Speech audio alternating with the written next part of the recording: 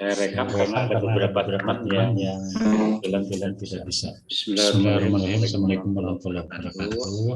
Mudah-mudahan Ibu dan Bapak ada dalam keadaan sehat dan hari ini tidak ada gangguan apapun. Ya. Mudah-mudahan kita berjalan. Tapi meskipun saya sebenarnya tidak bisa full, sebab hari ini saya harus ada saudara saya meninggal. Jadi saya harus berangkat sore siang ini. Dan siang ini nanti kita materi hari ini kita akan berbicara tentang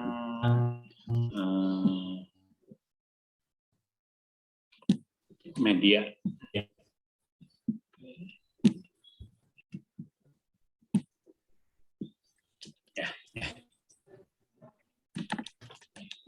Kalau laptop yang ini aman. Saya tidak ganti laptop karena memang sengaja ya Ibu dan Bapak tidak mengalami masalah. Bagaimana sebenarnya kita mengajar? Ya. Yang pertama, Pak Punten. Feedback, Pak. Mengajar sebenarnya dalam upaya kondisi proses belajar agar terjadi proses belajar.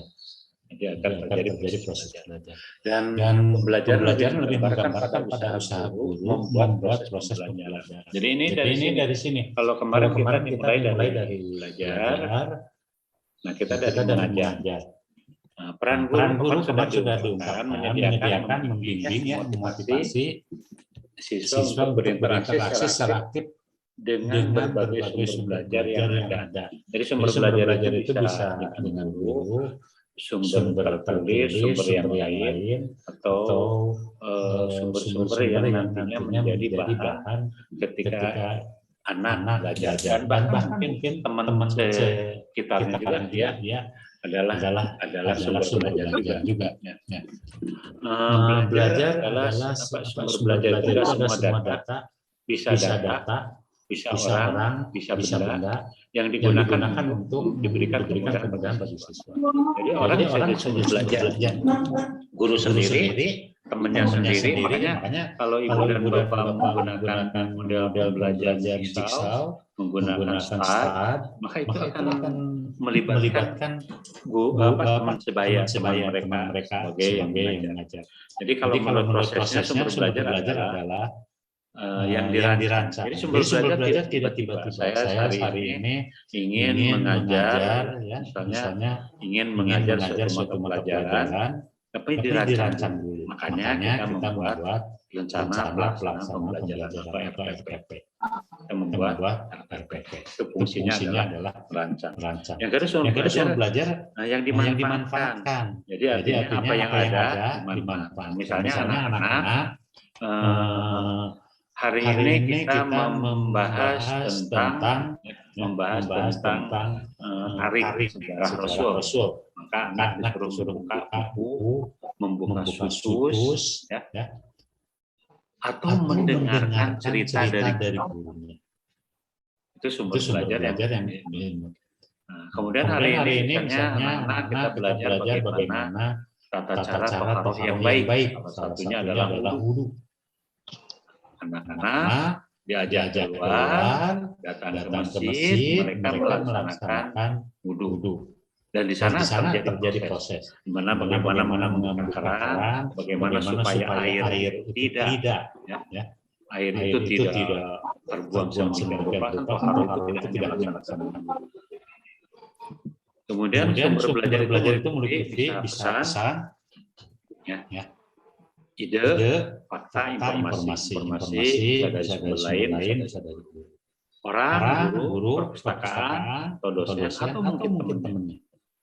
Bahan bisa hardware, bisa software, buku, kaset, instalasi, situs, dan segala macam.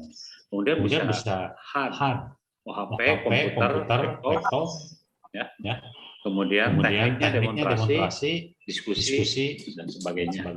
Latarnya lingkungan sekolah bisa di gedung, bisa di masjid, bisa di masjid. Ini sumber belajar. Nah, baru kita akan bicara tentang yang namanya media. Media itu adalah sarana bagaimana antara komunikator dengan komunikator itu adalah yang melakukan komunikasi. Komunikan adalah yang mendengarkan komunikasi. Nah, media itu penghubung supaya tidak terjadi bias, supaya tidak terjadi salah paham, supaya terjadi komunikasi yang baik. Jadi media itu berasal dari medium atau perantara. Segala sesuatu yang mengantarkan sumber informasi kepada penerima informasi. Kalau menurut Sabriman itu media adalah segala bentuk atau saluran yang digunakan orang untuk menyalurkan pesan informasi. Guru itu pada prinsipnya menyampaikan informasi, menyampaikan pesan. Guru itu menyampaikan pesan tentang materi yang diajarkan, pesan tentang apa yang disampaikan. Jadi misalnya ketika kita mengajar Al-Quran dengan bacaan yang benar, maka guru membawa flash disk, di sana isinya MP3, MP4 yang bisa didengarkan secara berulang-ulang. Kemudian dibuka dalam flyer dan anak mendengarkan. Kemudian guru menjelaskan. Jadi bagaimana membacakan surat Al-A'la, misalnya surat Al-A'la, bagaimana membacakan surat An-Nahl dan segala macam. Ayat-ayat tersebut ada yang berbentuk murotal, ada yang berbentuk lagu. Bahkan ada beberapa beberapa aturan untuk membacakan Al-Quran. Begitu juga ketika misalnya anak disuruh menulis huruf hijaiyah dalam bentuk kaligrafi. Guru bisa memberikan contoh. Kalau tulisan gurunya tidak bagus, sediakan medianya dalam bentuk tulisan atau dalam bentuk media tulis, misalnya menggunakan kertas plasma yang tulisannya bagus, atau menggunakan foto. Nah, hari ini kita mencoba menulis kaligrafi. Ini contoh. Kelebihan dari gambar bisa dilihat langsung. Kelebihan dari media audiovisual itu bisa melihat gerakan bagaimana menulis. Tapi itu juga tetap. Jadi kita lihat pembelajaran adalah usaha guru untuk membuat proses belajar pada siswa yang bisa dilakukan untuk tujuan bertingkah laku yang diharapkan. Ini pembelajaran, nanti kita lakukan media itu. Ini pembelajaran itu proses komunikasi antara materi dan segala macam. Targetnya apa? Yaitu kemampuan kognitif, afektif, motorik. Ini kompetensi yang dibangun. Kemudian sarana pembantu. Nah, sarana pembantu supaya ini tercapai, afektif tercapai, maka itu media. Media itu posisinya sebagai alat bantu. Sebagai alat bantu. Apakah selalu harus dibantu? Karena sedang belajar jalan, dia memakai roda. Setelah dia lancar jalannya, maka rodanya bisa dilepas. Nah, ini yang dijelaskan. Jadi media itu adalah alat, metode dan teknik yang digunakan dalam rangka lebih mengefektifkan komunikasi antara dan interaksi antara guru dan siswa dalam proses pendidikan atau pengajaran di sekolah. Media itu. Baik. Apa sih bedanya media pendidikan dengan media pembelajaran? Apabila bedanya alat peraga, alat bantu, dan alat bantu audiovisual. Ini ada bedanya. Antar saha. Ini bisa dipikirkan. Kalau media pendidikan, media pendidikan itu Abi bade lebih cenderung bagaimana ya dalam bentuk makro. Kalau media pembelajaran ya itu dalam bentuk mikro per mata pelajaran dan bahkan per sub mata pelajaran. Apakah semua mata pelajaran bisa harus menggunakan media? Tidak. Maka kita lihat alat peraga, alat bantu guru, alat bantu audiovisual, alat peraga yang memperagakan. Bisa gambar, bisa orang, bisa guru sebagai peraga. Alat bantu guru, misalnya kalau ibu dan bapak ingin mengajarkan anak menulis tulisan yang bagus, maka pakai mistar, menyiapkan mistar. Alat bantu. Ya. Kalau alat bantu audiovisual yang berbentuk. Nah, semua alat ini itu dinamakan media pembelajaran. Semua alat. Bagaimana kalau medianya ada gambar, ada audiovisual, ada animasi, ada yang lainnya, maka itulah yang dinamakan multimedia. Multimedia. Apa sebenarnya media itu yang harus kita ketika kita memilih media itu harus mempertimbangkan apa? Isi. Dan metodenya apa? Kalau metodenya ceramah, nggak usah pakai media. Iya. Kalau metodenya demonstrasi, maka butuh media. Jadi bisa saja kita ngajar itu guru saja, ceramah biasanya.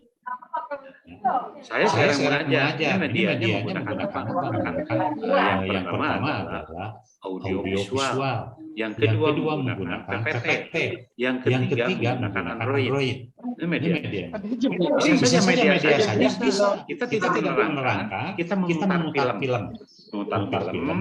Diberi petunjuk. Seperti kemarin saya melakukan. Silakan ibu dan bapak ini untuk pembelajaran hari ini.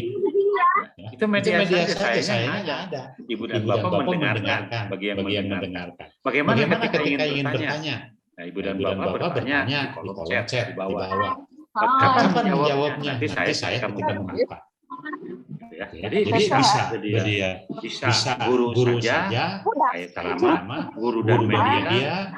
Guru membutuhkan media audiovisual, media animasi, media yang digunakan. Atau media saja. Guru menyiapkan rekaman dan memberikan petunjuk. Pembelajaran daring biasanya banyak yang menggunakan media saja. Seperti saya katakan contoh kemarin, karena kita media internet yang bermasalah, maka saya menggunakan YouTube sebagai media pembelajaran. Jadi itu bisa media. Nah, kemudian video apa sesuai dengan memberikan pengalaman belajar pada siswa. Jadi banyak. Ada yang pengalaman langsung. Anak akan dibangun kemampuan sholat. Gurunya memakai kopiah, memakai baju koko, kemudian pakai anak-anak hari ini kita ke masjid. Nah, itu contoh. Mereka langsung masjid, guru sebagai media untuk melakukan observasi. Biasanya kalau observasi pelajaran IPA, anak-anak silakan ke lapang daun. Gitu kan? Partisipasi.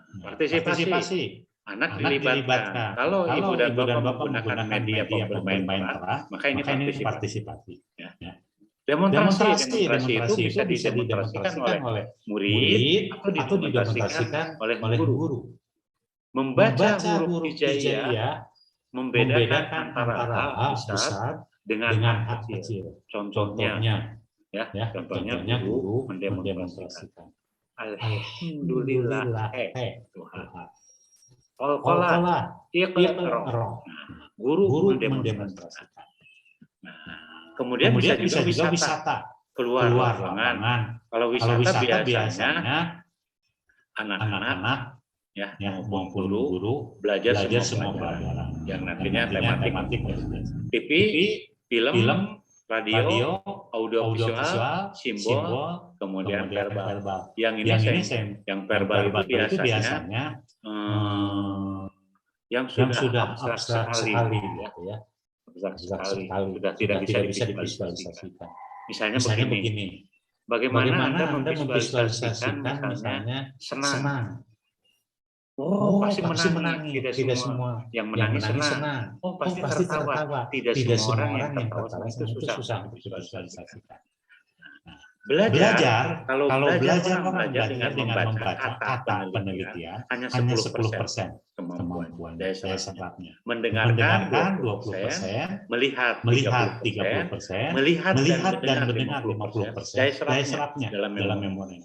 Mengatakan atau mengungkapkan itu 70%. Oleh karena itu ketika kita mengajar baca dan tulis Al-Quran, maka selain melakukan juga mengerjakan. Ini 90%. Itu lebih apa? Ibu dan bapak ketika menghafal, yang kita yang sudah tua, sambil mengerjakan, sambil menulis hurufnya, misalnya kita, saya belum hafal nih surat Ar-Rahman, sambil nulis itu lebih cepat. Ini 90% daripada hanya mendengarkan saja. 20%. 20%. Itu penelitian. Manfaatnya apa? Menyampaikan materi pelajaran dapat diseragamkan. Kemudian proses belajar menjadi lebih jelas dan menarik. Itu dan menarik. Kalau medianya menarik. Proses belajar menjadi lebih interaktif. Mereka melaksanakan. Efisiensi waktu dan tenaga. Sekarang coba lihat. Anak belajar kaligrafi. Tulisannya sudah ada di layar. Kan tidak usah ramai lama-lama. Itu menjadi efektif. Apalagi tulisan berwarna akan lebih terlihat. Dan bisa dilakukan di mana saja. Anak-anak hari ini kita belajar, silakan buka Android ibu dan bapak, misalkan Android anak-anak, materinya ada di YouTube channel linknya ini. Jadi bisa dilakukan di mana saja. Menumbuhkan sikap positif untuk belajar, merubah peran guru ke arah yang lebih positif dan produktif. Nah, manfaat praktisnya menjadikan pelajaran menjadi konkret. Ini terlihat di pelajaran eksak, ibu dan bapak akan terlihat. Misalnya, kalau ibu dan bapak mengajar di kelas bawah, mengajar materi di kelas bawah, kemudian ibu dan bapak menggunakan media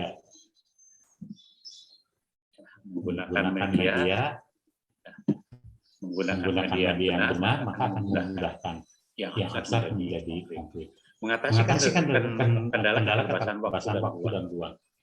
Media modern sekarang itu memudahkan anak itu untuk belajar dimanapun, kapanpun.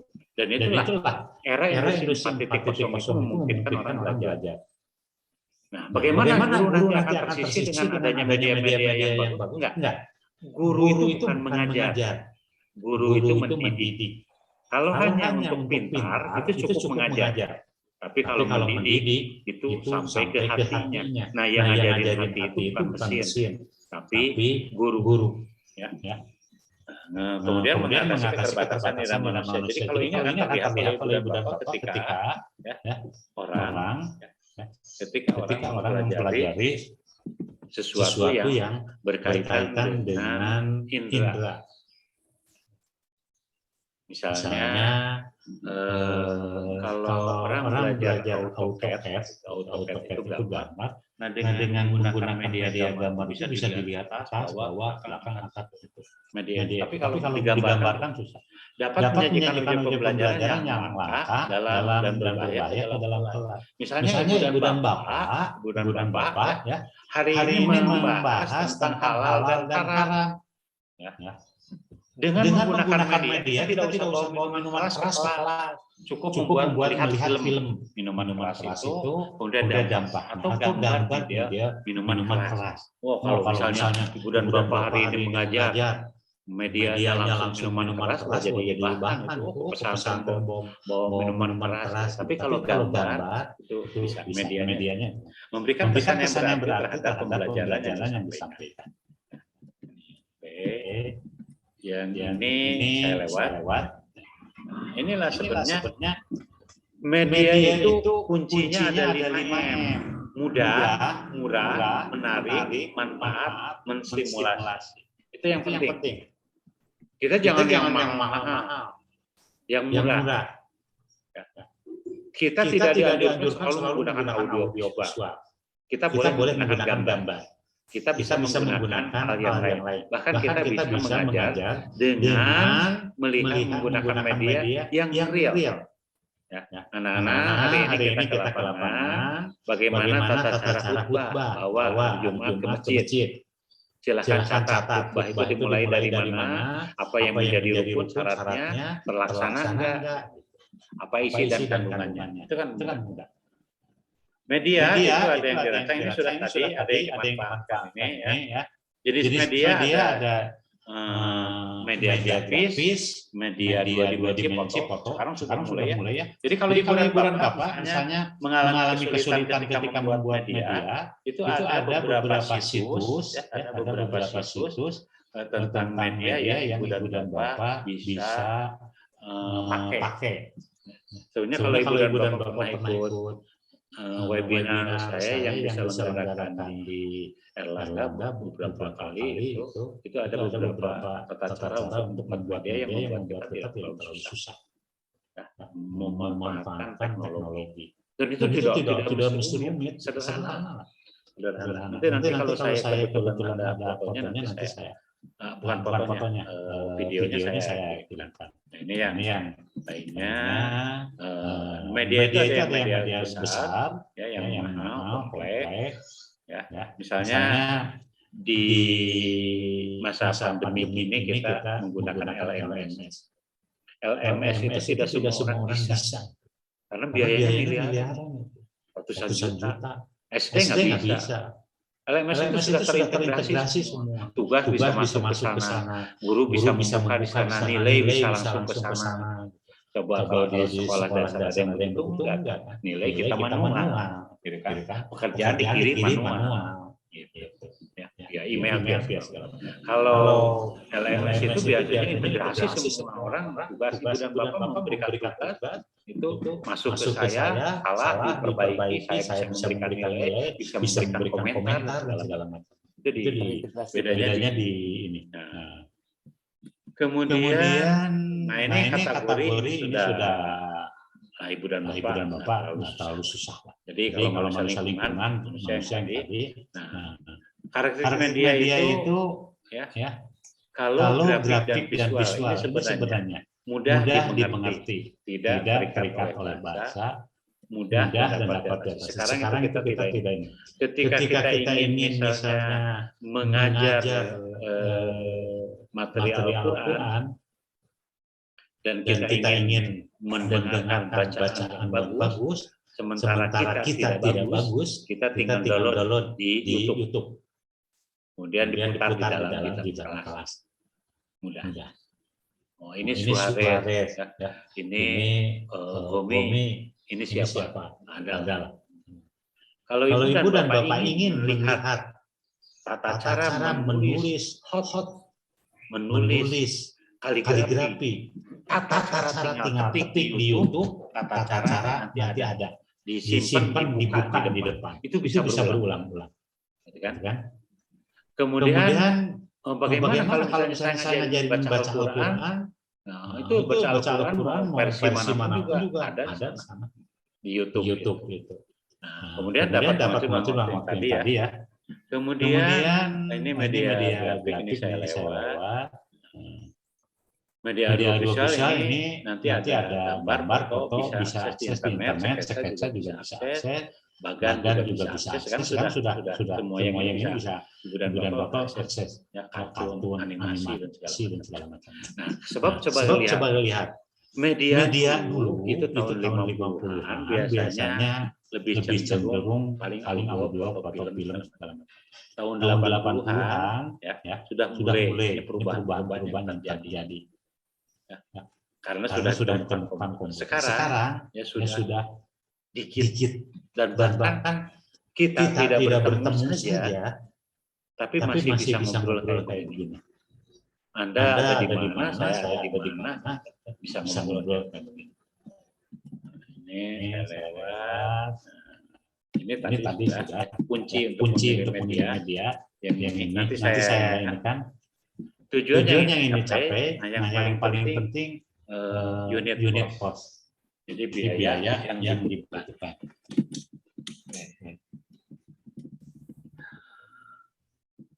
Ini saya lewat kalau Ibu dan Bapak ada. Nah, ini kalau misalnya Ibu dan Bapak menggunakan media lingkungan, apa yang ada ini memang tidak usah membuat apa-apa. Media lingkungan itu begini. Ibu dan Bapak mengajari sesuatu dengan menggunakan media, anak langsung terlibat di lapangan. Tadi saya contohkan. Hari Jumat ingin ngajarin anak sholat, bacaan sholat, khutbah, gitu kan, wudu, itu integrasi semua. Anak-anak hari ini kita ke masjid. Saya akan melakukan aktivitas mereka dan anak-anak, mulai dari wudu sampai mendengarkan khutbah dan segala macam. Teorinya diajarkan di kelas. Teorinya diajarkan di kelas, nanti mereka membuat lembar LKPD-nya disiapkan. Nanti anak melakukan. Kita tidak usah repot-repot, bawa ke masjid. Nah, di sana ada rukun khutbah, tata cara wudu dilaksanakan. Kenapa ketika khatib naik mimbar tidak boleh bicara, ada dalilnya. Hari. Ini kalau ini ke lingkungan. Nah, pengalamannya nyata sesuai dengan kebutuhan agar siswa. Dan ini aplikatif, memberikan pengalaman langsung lebih kualitatif. Oke, ini ada berapa lagi? Dikit lagi. Saya ingin menyampaikan yang terakhir. Ini sebenarnya manfaat media bagi guru, yaitu pedoman arahan dan tujuan. Menjelaskan struktur konsep tata cara tentang pembelajaran, memberikan kerangka sistematika mengajar. Karena media itu dari awal sudah disiapkan. Nah, kalau siswa biasanya termotivasi. Apalagi kalau anak misalnya belajar, kemudian mereka mengalami, mereka senang, mereka tersenyum, itu akan memberikan motivasi. Variasi pembelajaran sudah jelas, kemudian struktur konsep, informasi, dan segala macamnya. Nah, Ibu dan Bapak, Ibu dan Bapak, itu yang bisa saya sampaikan awal. Kalau ada yang mau ditanyakan, pertanyaannya ada dua. Yang pertama, Ibu dan Bapak bisa bertanya sekarang langsung ke saya. Ibu bisa bertanya langsung kepada saya, atau Ibu dan Bapak nanti bertanyanya di kolom chatting di LMS. Kalau ada yang mau bertanya langsung, dipersilakan. Ya, silakan. Ada yang mau bertanya langsung? Tanya Pak. Saya mau bertanya. Pak Jainuddin mau bertanya? Pak Naja? Pak Mahmud? Ya Pak. Assalamualaikum warahmatullahi wabarakatuh. Izin bertanya, apakah LKPD itu termasuk ke dalam media? Diulangi Pak. Diulangi. Apakah LKPD itu termasuk ke dalam bagian dari media? LKPD itu termasuk pada sumber belajar. Jadi sumber belajar, medianya perangkat lain yang nantinya Ibu dan Bapak gunakan untuk mempermudah. Makanya antara LKPD Istilahnya dari sini. Perumusan masalah. RPP, gitu kan? Di dalamnya ada RPP, kemudian nanti di sana ada metodenya, kemudian nanti ada media nyambung semua. Oleh karena itu nanti Ibu dan Bapak ketika mengerjakan tugas, ada yang tugasnya LKPD, ada media, ada RPP. Karena itu satu paket. Silakan ada lagi. Ya Pak, saya Pak. Ya.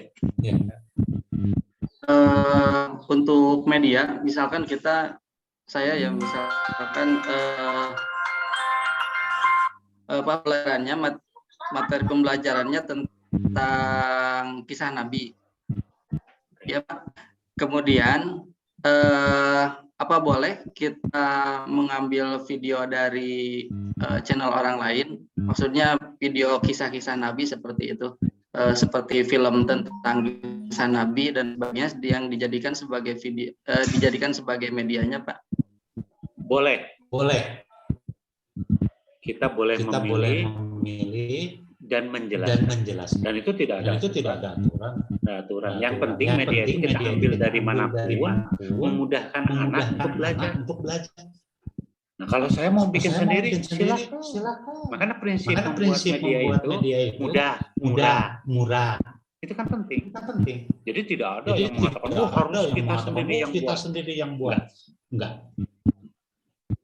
Terus Pak, kalau misalkan di tugas itu kan, di tugas yang nomor 3 sama nomor 4 itu kan sama ya, membuat media pembelajaran sama LKPD-nya. Itu kalau LKPD bentuknya medianya bentuk film, itu kan nanti diunggahnya itunya apa, linknya. Kalau yang itu linknya harus ke link YouTube. Kalau yang ini atau ke YouTube orang lain. Bedanya gini, Bapak lagi dinilai. Bukan lagi ngajar. Kalau lagi dinilai, maka pekerjaan Bapak yang dinilai, bukan proses pembelajaran. Beda ya. Oh gitu ya. Betul, Pak. Berarti harus buat video sendiri gitu ya Pak ya? Ya, buatlah gampang sekarang tinggal bantu ke teman-teman, kemudian atau ke istri, kalau ke suami, suruh rekam. Pakai laptop aja, pakai HP aja, nggak usah repot. Nah, media. Nanti diuploadnya di YouTube pribadi ya Pak? Enggak. Itu di tugas itu ada tempat. Di bawah. Di tugas itu ada yang tempatnya beberapa teman selain memberikan tulisan juga memberikan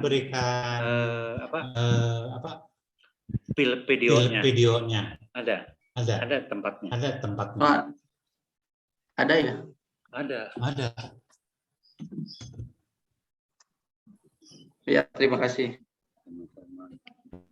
Ya, diskusinya nanti dilanjut. Pak Mamun, silakan, Pak Ustadz. Kalau belajar itu kan tatap muka sudah tentu ya, medianya bisa pas aja. Kalau belajar jarak jauh seperti ini Pak, mungkin media apa saja yang lebih tepat gitu. Oke, saya sudah menunjukkan media jarak jauh itu salah satunya menggunakan PowerPoint tadi. Ya, saya tunjukkan tadi saya menggunakan PowerPoint. Nah, itu salah satu media yang bisa dikembangkan. Kemarin sudah saya tunjukkan media yang digunakan adalah yang kemarin saya tunjukkan adalah melihat video. Itu audio visual, ya kan? Itu saya sudah tunjukkan. Jadi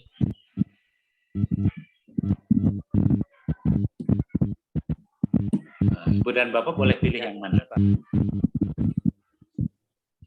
Yang penting tugas itu dilaksanakan, Ibu dan Bapak memperoleh kemudahan dari tugas itu, ya, memperoleh kemudahan dari tugas itu. Ibu dan Bapak mohon maaf kalau memang masih ada pertanyaannya bisa ditulis di kolom di LMS ya. Seperti saya katakan, Suaranya mulai putus-putus katanya. Seperti saya katakan tadi bahwa saya kebetulan hari ini ada keperluan, ada yang meninggal, jadi saya akan mengunjungi ke sana di luar kota lagi. Mohon maaf, maaf. Ini rekaman yang saya kirimkan di YouTube, kemudian PPT-nya akan saya kirimkan ke Ibu dan Bapak di materi tambahan. Mudah-mudahan Ibu dan Bapak keluarganya ada dalam keadaan sehat. Bila topik wali. Amin, amin. Waalaikumsalam. Waalaikumsalam warahmatullahi wabarakatuh. Hatur nuhun Pak, mudah-mudahan sehat, dilancarkan sadayana. Amin.